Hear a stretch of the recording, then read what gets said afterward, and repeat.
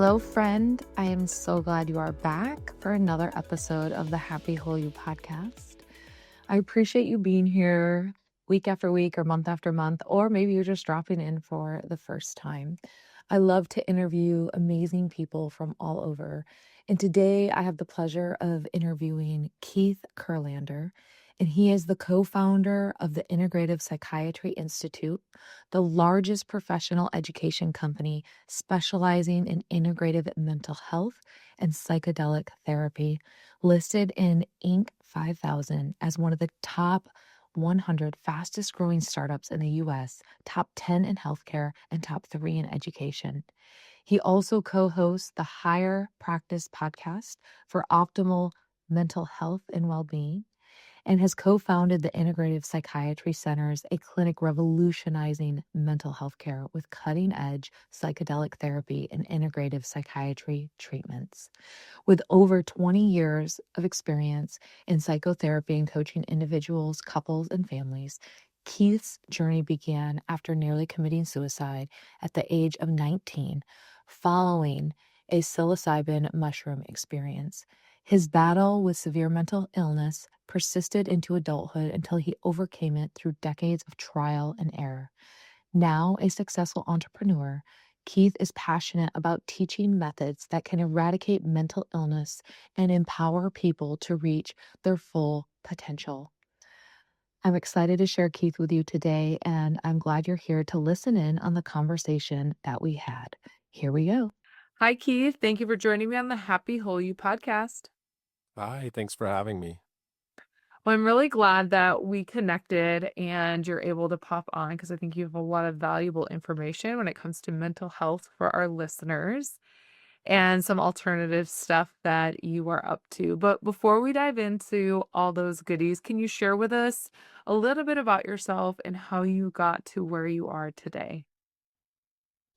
Yeah, it's a long and windy road, but I'll give you the quick I'll give you the The quick Cliff answer. Notes. Yeah, the super abridged version. So I co-founded an institute, Integrative Psychiatry Institute, and we are continuing medical education institute. And what we mainly do is it's a combination, but we're one of the largest psychedelic therapy trainings, and then we also have a bunch of integrative medicine courses and we're really about moving the needle on mental health care from a symptom focused model to a root cause model, and really helping people identify root causes and then treat them. And then the long and windy road is, I could say a lot, but I'm a therapist by training. I have a lot of that background, but then I also had a lot of mental health issues in my life that I had to solve. And I had to look deep to get the answers because the conventional system didn't solve it for me without digging deeper. Yeah. Yeah, I get that. I get Yeah. that. Um, all right. Well, let's kind of dive in. And first, I love that you guys are all about getting to the root cause because I think that oftentimes people, they get a diagnosis of depression when depression really is a side effect of something deeper going on. And so like let's figure out what is really going on versus okay, here's a pill for this because there's so many other opportunities for intervention and those other opportunities need to be more widespread and Yeah. expected, um, which is great. So, okay, so share with everyone when it comes to psychedelics and when it comes to um, these other ways of supporting people with their foundations of health, with their mental health. What are you finding is maybe some things that you didn't think that you would find that you're finding that is like mind blowing to you? Is there anything out there that is just like, oh my gosh, I have to share this? Yeah. Well, I mean, the first thing I would say, that's the simplest, most obvious thing to not that many people and not to me is nutrition. I mean, when we talk about mental health and nutrition, we obviously live in a fairly unhealthy country if you just look across the board Yeah. nutritionally, obviously. Mhm. And I wasn't necessarily the healthiest. I wasn't the unhealthiest, but I wasn't the healthiest. But I would say nutrition is such a major factor that is so often not even discussed almost ever when someone comes for mental health treatment. So that's just like, what? I can't believe you don't start with like, well, what are you putting into your body? Yeah. Let's just start and look at that. Now the problem is most people, again, I'll include myself here. Most people can't start by changing those things. It's very hard. Behavior change is hard. That's a different issue. But I would say nutrition is a huge factor. Oh, yeah. That's Yeah. obvious. Yeah. Obvious for what it's obvious once you know, but Yeah. it's oftentimes one of the last things that people think about because I remember when I went to the psychiatrist that I was seeing in my early 20s, before I was set forth on this holistic journey of healing my own brain, there was never a question out of all these questions that they asked. Yeah. There was never a question of how are you eating? What are you putting in your body? What's your relationship like with food? Now I didn't Well, put there's stress still or not a yeah, question. so they don't I ask. mean, the problem is there's still not that question, right? Like, Yeah, generally speaking, there's still not that question. yeah, So, yeah, it's a problem. yeah. There's lots of other questions we could get into, but that one, when you ask the question of like, well, what's the big lever that Mhm. most people don't look at? It's nutrition. Um, Yeah. yeah. So if you are going to someone for support with your mental health, what would be some questions that you would find a good practitioner maybe asking? Uh, By the way, everyone, I didn't give him these questions beforehand. yeah, well, that's okay. Um, well, I mean, I think a good practitioner is going to do a well-rounded assessment in sort of different categories, and one's going to be like exploring a little the way someone's mind works, like what's their cognitive environment like? Do they have overwhelming self-critical thoughts? Do they have whatever it is?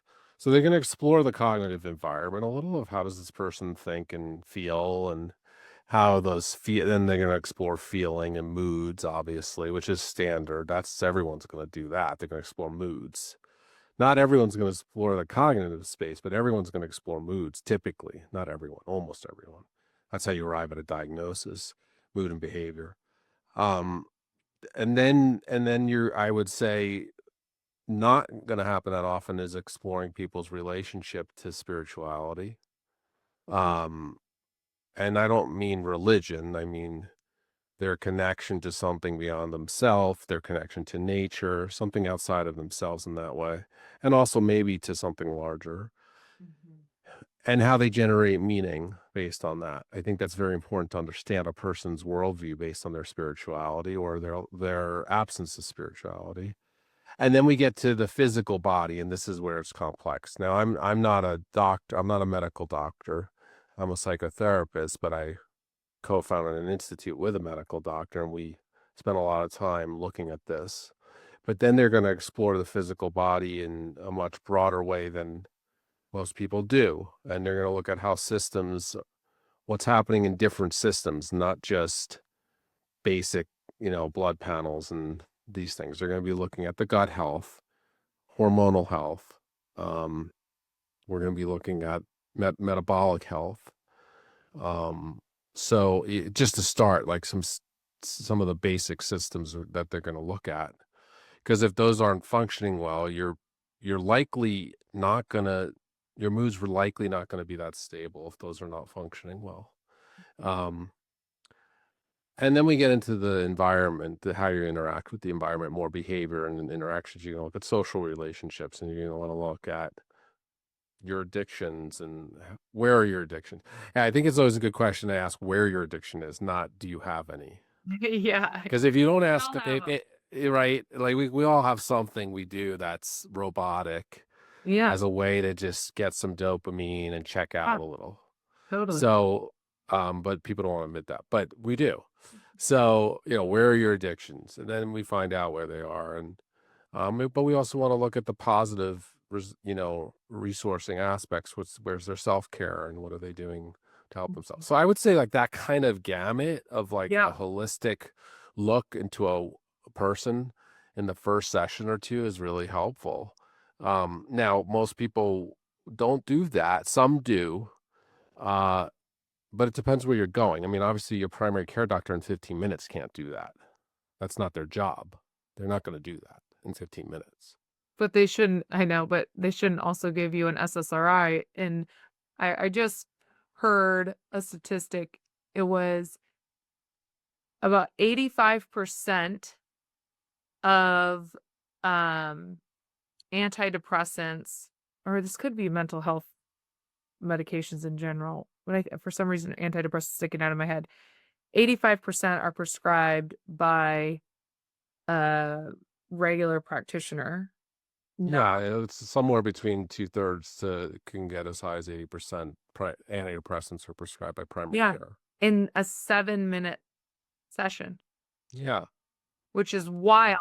It's just this is wild. So I just I do want to bring like I wanted to ask you like what would we look for to ask because if we are not taking the time with people or people aren't taking the time with us to figure out what could the root cause be, what is really going on with us, this is dangerous that, we're not having that time to really figure out what could be happening. And I say dangerous because I was that patient.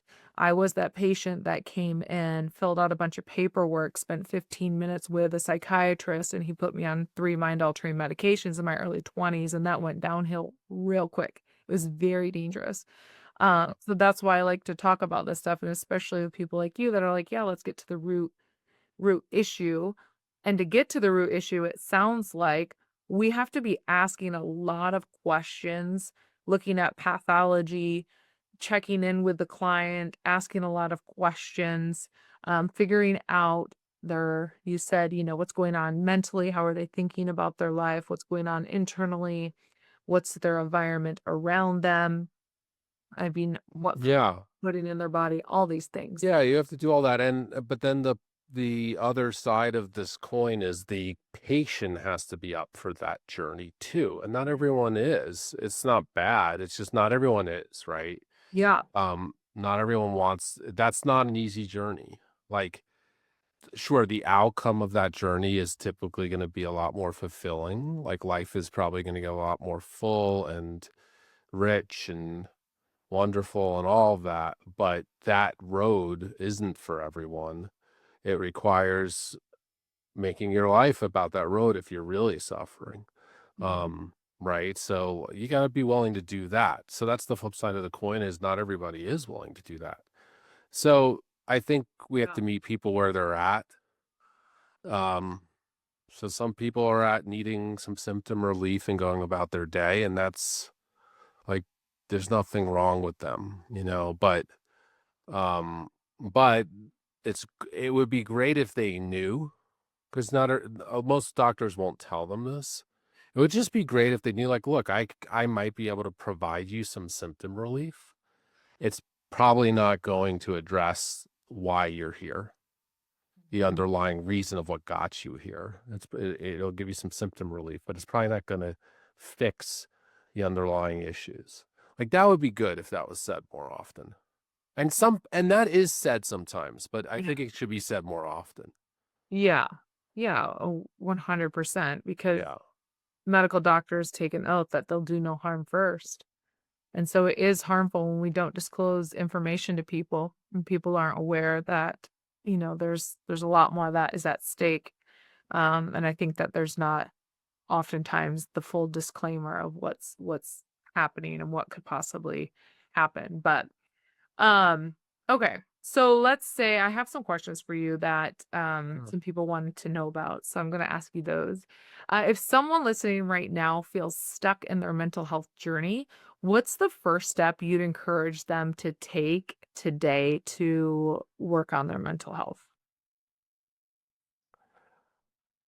I would say doing a values assessment's the first step. If you're really stuck, y- I mean, I don't know what you've done historically, whoever you are, to try to get through this. But I would say if you feel stuck in any area of your life, whether it's mental health or anything, I think it's really good to do a really deep values assessment. What are your values? What's most important to you? What's least important to you in your life? Because the thing that's most important to you is the thing that you will be able to do the easiest. Mm. And so then you can start to link your struggles and getting over your struggles to attaining the thing that's most important to you. You got to have a big reason to solve sometimes one of the most complex puzzles you'll ever face, which is a mental health struggle. Mm. The puzzle of our own minds is probably one of the most complex puzzles to ever solve. So you need a big reason. So I would say doing a values assessment, you can get that reason and then go from there. I mean, there's a lot of other things I could say, but I think it's a good starting point because I don't think a lot of people in significant mental health struggles have really done a good values assessment of like what's really important to them. Mm. So doing that and really looking at what is really important to you and putting more focus on that, on what's important to you and spending more time in that vein. So I think first understanding yourself through what's important to you, what's not important to you, like really Mhm. getting clear and, really clear, like what's the first thing that's most important to you? What's the second thing that's most important to you? Maybe say it's your kids is the first thing. So then can go to, well, like the reason I'm going to solve this is because I want to be with my kids more. I want to connect with my kids more. And you keep that focus going in the Mhm. journey. Um, it's just important to have the North Star of like, what's the why? Yeah. Yeah. Yeah, that makes sense. Okay. Um, okay. What in your 20 years of working with individuals, what is the most common factor you've seen holding people back from reaching their full potential? I would say it's trauma. Um, so when I say trauma, I'm referring to the process that's occurring inside the body, not like the events that cause that process. Mhm. So there's like traumatic events, but then there's trauma process. Trauma process is the nervous system. It's not in homeostasis. It's dysregulated. Um, and we're confused from that. So I would say trauma is the thing holding most people back of everyone I ever worked with. There are other things, there's personality and all this stuff when people are trying to attain things in their life. But I think trauma is the greatest obstacle inside of our physical bodies that we need to address. Mhm. And what does trauma look like? Like, how can that show up for people? For people that are maybe curious, is like, well, how do I know that I have trauma physically showing up in my body? So I'll just kind of give a very brief explanation of how I'm using the word. So we have a threat response system that every species has, and it's the fight, flight, freeze response system. Those are the different responses we can go into. There's others we could talk about, but the main ones: fight, flight, or freeze. Right? I fight back, I run, or I freeze, or I play dead, which is also a freeze. So that's the threat response system. Trauma is when that system becomes a traumatic response system where we're going into fight, flight, freeze when there's no threat present that requires that system. That's trauma. We do this all the time. We, as humans, interact with each other and go into the threat response system when we don't need it. That's trauma, essentially. And so it's that the system has, through events that we were exposed to, we get unresolved fight, flight, and freeze responses. They're not resolved in the event itself. They linger. They build memory systems around this, and we start projecting that onto the current situation, even if it doesn't require really a life or death response. And so we're living with a wide spectrum of traumatic process in most people, some very severe, which is typically shows up as PTSD, which is a bunch of symptoms. When it's severe enough, you usually see those symptoms, but you don't have to. Um, but it's a spectrum. And so it can look like being the person who's always yelling at people on the road, like a road rage kind of person. It could be the person who's always avoiding relationships. They're in a like a flight response in relationships. Um, it could be so many things, right? That we could just kind of think about the different ways it shows up. But I would say that's the biggest obstacle to people, um, it getting well and attaining what they want is a traumatic process. So, for people not getting what they want and living their full potential, if their physical body is exhibiting PTSD symptoms, they could be showing up into situations and essentially like acting out or freezing or like kind of retreating when there's no threat there, but their body is registering threat. So they're not. Yeah, and threat to a degree it might be there, but nothing. But what's more hurtful is you're in a chronic freeze. You're freezing in work all the time, and Mhm. you're holding back all the time at work, or you're always pushing away your partners romantically, and you can't sustain more than a year-long relationship. You There's so many things. It could be a very serious mental health condition that's actually there's one of the core principles underneath the mental health. One of the core root causes is trauma. There's others probably. So it could look like anything. It could look like depression. It could look like anxiety. Mhm. Um, but there's probably a traumatic process under there as one thing. I mean, I started by saying nutrition's a big factor, but traumatic processes is a huge factor um, Yeah. in trying to attain what we want. Now, some people can still, even in a traumatic process, attain a lot. That's possible. It's not always like linear in that way. Yeah. So what's going on in the brain when this PTSD response is happening? Well, it depends what we're talking about. So PTSD, so I like to separate trauma and PTSD as two different things. So PTSD I talk about it's a diagnosis of a set of symptoms. It Mhm. doesn't discuss the underlying process in the body. All it talks about is a list of symptoms, right? So you need a certain amount of symptoms to get a PTSD diagnosis. Um, then we have trauma as a process inside the body in the nervous system. What's going on in the brain? I mean, I think it depends sort of what you're stuck in your trauma process. I mean, you could be stuck in a hyper arousal state or hypervigilance state. Um, and so, you can be a more like a sympathetic nervous system tone where it's heightened. You've got maybe your heart rate's a little higher and you're running around and nervous and on edge. It could be the opposite. It could be more in the kind of dorsal vagal complex of the nervous system where you're more flat, um, and more of the collapse end of the spectrum. Um, it could be more of that fight, which is also a sympathetic arousal. It could be more of a fight response. That you're stuck in. It could be all of it.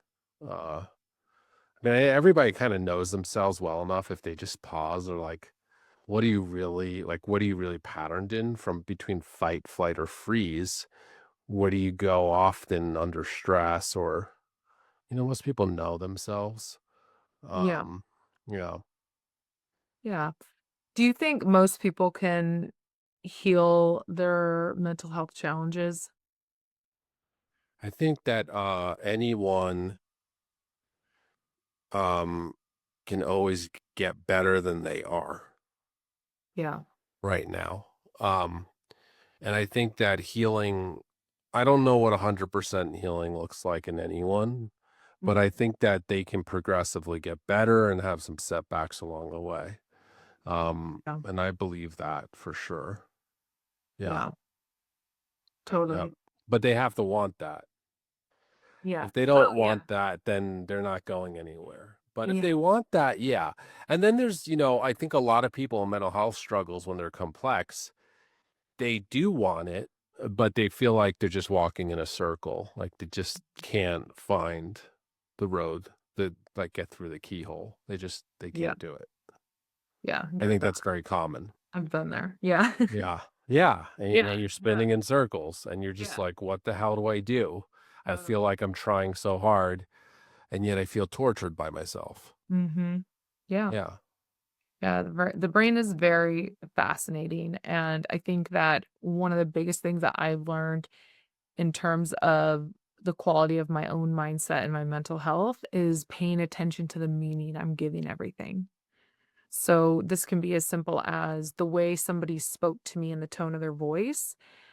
I'm already attaching a meaning to it that creates a physical, emotional response. So once I started to like really check in with myself, because I would automatically like start going to that defense. I've had my brain spec imaging scanned by my brain by the Amen clinics, and I have what they would call a PTSD depressed brain. So these are my tendencies to go to that fight or flight, to get in reactionary. So understanding that my brain can go there, someone can say something to me, and then I make it mean something that gives me that Yeah. physical response. And now I'm like, now I check myself and I'm like, oh, that's interesting. You like connected that meaning that they don't like you or they're not hearing you or you have to prove yourself or whatever it is.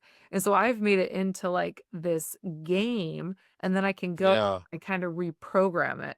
But it's really That's cool. How's the fascinating. game going? How are you doing? I'm good. I'm doing great. I'm not on any medications that I'm wonderful. But I Yeah. mean, and that's just one piece of the puzzle of strategies and tools that I've learned to work through. But I find that that one is huge because oftentimes there's what happened and then there's that story we created around it. And so that Yeah. when I'm having clients, when they're telling me something, they're telling me this whole story. And so if I repeat it back, so I'm like, okay, so what really happened was boom, boom, boom, boom. Or I have them repeat back, well, what really happened? And when you can bottom line it, you see how you created this whole meaning and emotion around it that Yeah. triggers certain things in us based on our own mental health and our capacity of viewing the world. So Totally. Yeah. it's so fascinating. Okay. Yeah. Uh, Next question in the list for you is what do you think is the biggest misconception about psychedelic therapy today and how do we address it? Um, and we haven't even dove into psychedelics. So I do want to hear one, what's your take on psychedelics? What do you guys do with psychedelics? How have you seen it improving? I want the full 411 on psychedelics. Okay.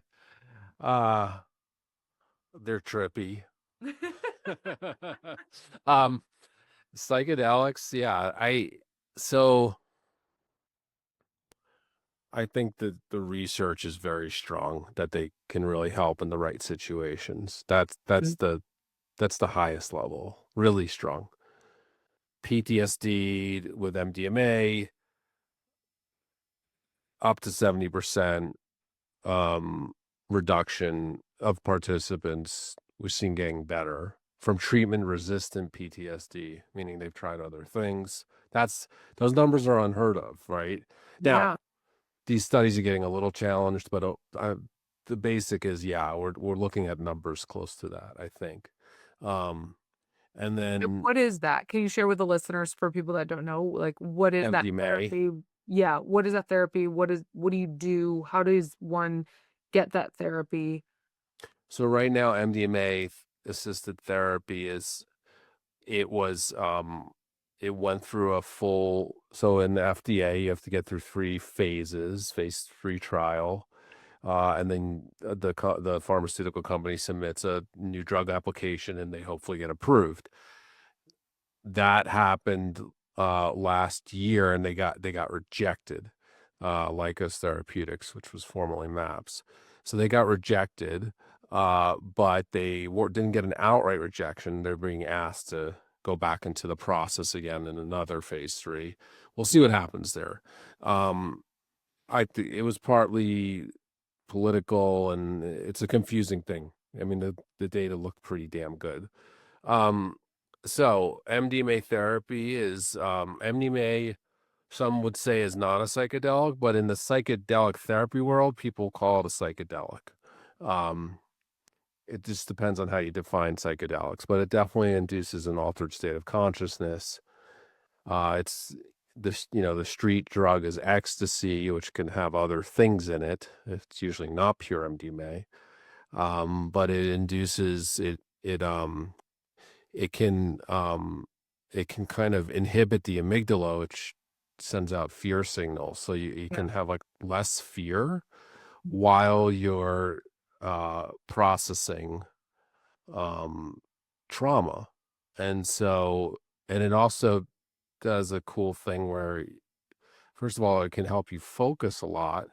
And there's also typically an experience of a big opening of love, and it helps you focus so you can start to sort of drill into a trauma. And then with a therapist, so MDMA assisted therapy would be a therapist. You can't get it legally right now. It would be in a clinical trial until it gets approved.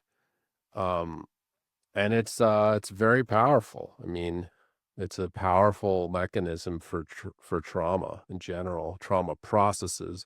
But in the study, you'd have to have a PTSD diagnosis. And we're talking about, I mean, this is very common, like to say like, years of therapy happen in a session. Like that's a very common statement you hear with this. It's not a panacea. It doesn't always work, but it can be very powerful for people. That's one medicine. There's others to talk about, but And so with this, is this a pill? Is this a liquid? Is this a plant? Like, where does it pill. even come from? It's a How is it synthetic. made? It's a synthetic medication. It's made Okay, in a laboratory. got it. And Yeah. how could someone get this naturally?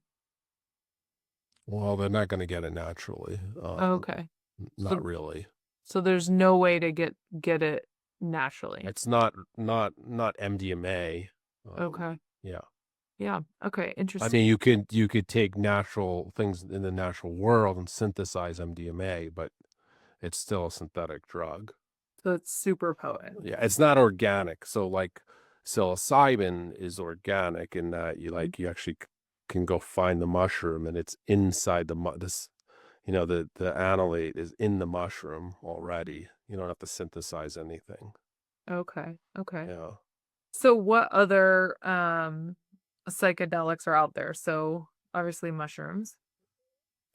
In terms of psychedelic therapy, the main ones is MDMA, psilocybin, which is mushrooms, ketamine, Mhm. which is legal by prescription, and then LSD is in phase 3 also now, but it's not really paired with a therapist, but that, I mean, it sort of is and isn't. But anyways, that will be one too, LSD. Okay. Less so. That's a long psychedelic experience. It could be 8 to 12 hours. So Oh yeah. yeah, it's long. Yeah. So what do you think is probably the biggest misconception around psychedelic therapy and mental health? Like, what do you think? What do you think is also like the pushback too around like the FDA not approving when there's Well, so we have this stigma around psychedelics, which started in the 60s, um from a perspective of, it arose in the counterculture of the 60s, in terms of widespread use in the United States. Uh, and there was some fallout to that, um, not just from like a government pushback, but that was the main source. But fallout meaning that in recreational use, you have more likelihood for some things to go wrong than you do in a controlled setting. Um, and so for one, you could end up experiencing your trauma in a recreational setting. That doesn't feel so good. yeah. And nobody knows what's going on, Mm. and so you could get re-traumatized. You could get traumatized for the first time in a recreational setting. Um, so, and then, people have done some things, jumping out of windows and things have happened, but Mhm. it's not that common, but it's happened. Yeah. Um, so there's things that have happened over time that have created a lot of stigmas where people don't understand, the difference between psychedelic recreational use and psychedelic therapy in a controlled setting. They're very different things. Mm. And then it's psychedelic therapy. The other thing is you're actually trying to rule things out that not everyone's a good fit for it, right? So we kind of want to not, we want to rule out people that aren't a good fit for it. Um, so that is hopefully going to happen through a psychedelic therapy process. Yeah. So who wouldn't be a good fit for psychedelics? Typically, psychotic disorders are not a good fit for psychedelics. Um, it usually just agitates the psychotic disorder. So that's one. Then there's medical rule outs. There are certain, depending on the medicine, there are other conditions that might not be full blown psychotic, like a bipolar disorder, with certain you might not want to do it with certain medicines because it could trigger a manic episode or something like that. Um, so it just depends on the nuance, Yeah. but yeah, there's kind of a nuanced conversation, but the list isn't extensive. It's not like crazy extensive or expansive. Um, Many people are a good fit for psychedelic therapy. Yeah. What do you think about ayahuasca?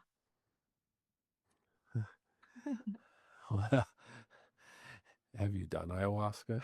Are you allowed to talk about that on here? We Um, can talk about whatever we want on here. have you done ayahuasca? I have not, and I've heard different people and their different experiences. I also had heard that, ayahuasca before it became quote unquote westernized, to my understanding, the practice would be you would go with a shaman. The shaman would sit with you and the shaman would take the ayahuasca and share with you what they're experiencing through you. And now my understanding is you go and you take the medicine and you have a whole experience, and then you can have this whole experience with a bunch of people. So I have never done it. I've only talked to people that have done it. And so I was just curious because I know that there is a psychedelic trip thing that happens when you do ayahuasca. So that's why I was curious to ask you about it. I mean, I've done a lot of ayahuasca. I haven't done ayahuasca in over 10 years, but I've done quite a bit of it. I was in an ayahuasca church. Oh, Um, I would say ayahuasca is a very strong psychedelic for most people who take it. Um, it is not it's not usually in the context of psychedelic therapy. It's not usually how it's done. It's not researched that way. mhm. But it's done. Hopefully, it's in a ceremony with someone that knows what they're doing, like a shaman that's trained in a lineage or but that's not usually the case either in this country right now. That's okay. There's ways it's being done. Uh, but I wouldn't say that historically it was only, yeah, or the main way is like the shaman does it. And then I think that there are many tribes in Central South America where people participate over hundreds of years now. Um, and the shaman was the shaman. But it depends. Like, I think there was ways it was used differently. I mean, one way is it was a diagnostic tool, I think, from the shaman, which might be more of like what you're saying. Um, and then in other ways, it was a spiritual tool for connection. Um, it's now a tool of like, it's going to stir up trauma like that. I don't know that like hundreds of years ago in indigenous cultures, that's what was happening as much. But like Westerners take ayahuasca and it very well probably will stir up their trauma. Mm. So that's probably going to happen. Yeah. And then we're also kind of disconnected from nature, and like in some ways we're less integrated than indigenous people were in terms to the world around us. We're sort of disconnected in a lot of ways, so it sort of can stir that up too. Um, but it's powerful, and there's different, perspectives and frameworks on ayahuasca, I would say, of what it's doing. If you take like the shamanic framework, is very different than the psychedelic therapy framework. I mean, they can overlap, but there's differences of how you view a person and what's ailing them. Mhm. Interesting. Yeah. Yeah. All right. What is one breakthrough in mental health treatment that you believe is coming in the next decade that will change everything? And I think I might know the answer to this, but I still wanted to ask you. Well, psychedelic therapy is definitely the one that is coming over the next decade that will get more mainstream. I have no doubt about that. That's already slowly happening. Um, it will change some things for sure. Uh, but then I think soon we'll start to see even more precise tools because technology with AI is going to speed up fast. Mhm. So I think we'll see some pretty either precision medicines.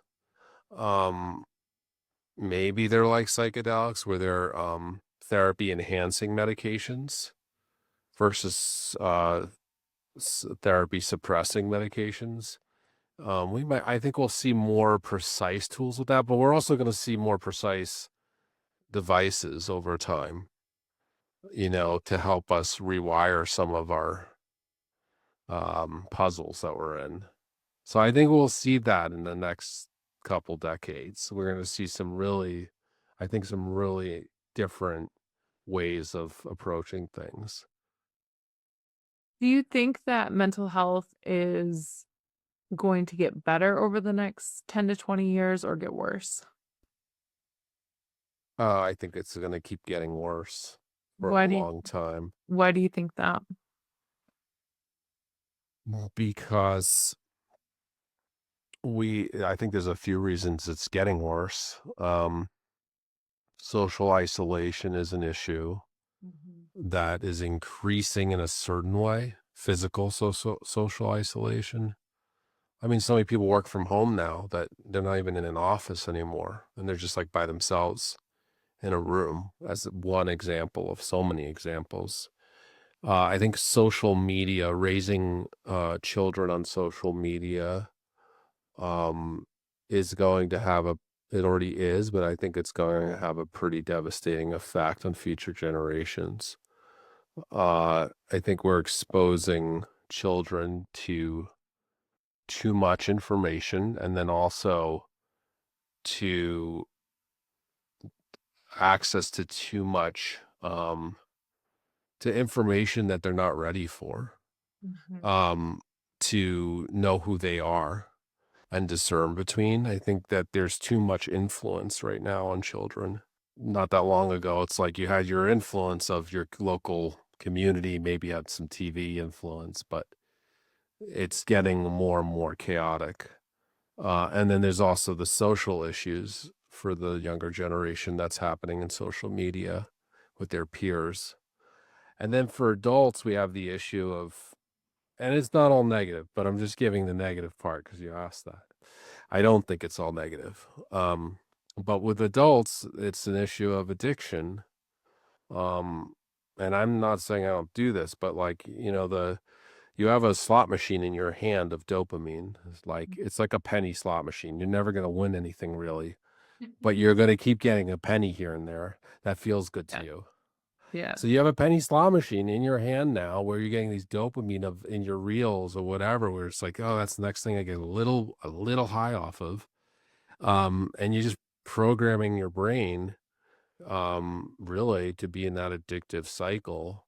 And the problem with that level of addiction is it pulls us from, going back to my first thing I said, it pulls us from doing what the most important thing is to us. And it Mm, pulls us away yeah. from that. It distracts us from it. Because we're just seeking pleasure in those addictive cycles. And the thing that's most important to us is it's not an only pleasurable path. It will have challenge. So it's going to pull us away from that. So we have more and more people that aren't fulfilled and are lacking meaning and purpose. So there's all those. And then the last final issue, which is really big. I mean, there's other issues too. There's environmental issues. But then another issue that's big is less and less people are going to be able to get jobs because of AI. And so now you have, which a lot of people are talking about. So now you have people that are not finding fulfillment through service. Yeah. That's going to be a real problem. Like once that happens, where at scale, you're talking about I think a serious mental health problem on the planet that we won't know how to solve Mhm. um, when you start removing work from that many people. Yeah. So I'd say worse. Um, I would say worse until something huge happens and Yeah. a lot changes, which will happen too, I think. But Yeah. Yeah. There's always. it'll be an event that causes humans to really have to collaborate on a deeper level. Mhm. I think that's what will cause the next shift out of that place. Yeah. 100%. Okay, so what looks up? What are we looking at that's really positive going into mental health for the next 10, 20 years? Well, I think the flip side of all the negative is the positive. It's the same coin, which is technology. Mhm. I think technology will actually um it will help us rise above the issue eventually. I think there's going to be some cuts and bruises along the way of getting there, but I think technology in 10 to 20 years is going to be so incredible with mental health. I mean, I think everywhere from um medicine discovery, psychedelic, precision psychedelics, to devices working right on our nervous system or our brain networks, VR, VR getting better, simpler to use, more programmable, easier to be working with environments. Um, I think there's tons of cool stuff around the corner that could really change things. We just have to get there. We got Yeah. to make it. Yeah. Yeah. Okay, this will be my last question. What do you think is something we are doing right now that we will regret in 20 years? In mental health or just as a human species. You know what? You could do both, but mental health is really the vein we're in. Well, I think what we're going to regret is the way we're relating to social media. Mm, I think we're going to start to understand the impact of that in 20 years from now. yeah. Um, I think that's going to be the biggest regret. It doesn't mean it should go away. I mean, I think social media is a very cool tool, but I think we're going to regret some things there. and Yeah. how it affected our culture, every culture, and in terms of mental health, the mental health impact. I think right now the positive impact of mental health through more social connection, I think it does not yet outweigh the negative impact of what it's having on people. Well, thank you, Keith, so much Yeah, insights today. This was really, really great. thanks. That was fun. If you can share with everyone, where can they follow you, connect with you if they're interested in learning more about psychedelics? How do they reach you? Psychiatryinstitute.com is a great place to go. That's our institute. Check it out. There's programs on there, other things. And then our podcast, the Higher Practice Podcast, is a good place around just mental health in general, optimizing yourself and that kind of stuff. And then in a year, we'll have a book about psychedelic therapy, but Oh, it's cool. away. All right. Well, we will be waiting for that. Keith, thank you so much for joining me. Thanks.